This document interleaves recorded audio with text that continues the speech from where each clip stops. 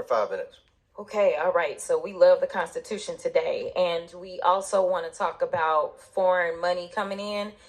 Have y'all seen the report that was just produced where this chairman decided that he was going to block this committee from receiving additional information about y'all's guy, Trump, and all the money that he took? From what we did receive, we know that Trump got almost $6 million that we can account for, and we know that there's more there from China specifically. We found almost $8 million total that he accepted from foreign governments while he was serving as the president of these United States. But we're concerned about the president's son who has not been involved in his administration. I just want to run it back, though, to the very beginning, because this is something that I just can't get over. I can't get over the gentle lady from South Carolina talking about white privilege.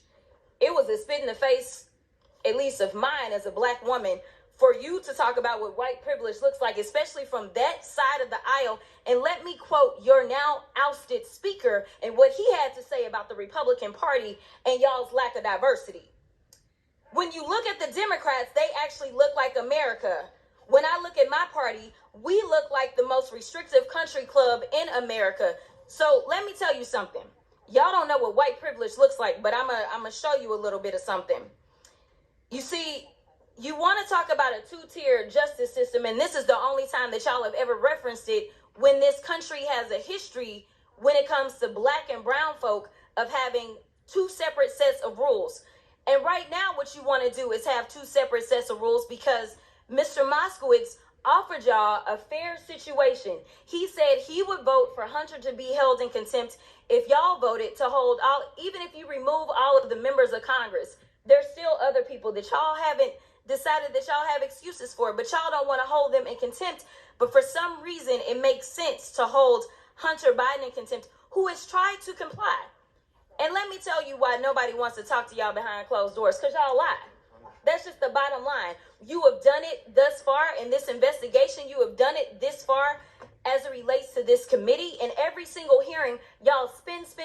I don't know how y'all are still standing right now, because you should be quite dizzy from all the spinning that you're constantly doing when it comes to spinning the truth. You talk about free and fair elections, but you back a guy who we know tried to steal the election. And this isn't about what Democrats have to say. Let me remind you, for those of you that don't know how the justice system works, it's not a matter of the president went in and indicted Trump, but we are talking about grand juries.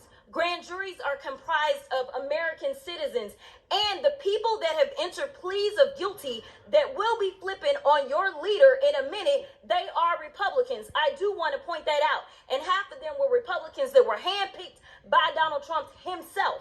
So, to be clear, whatever happens to your little leader, it's going to be because of the actions that he took.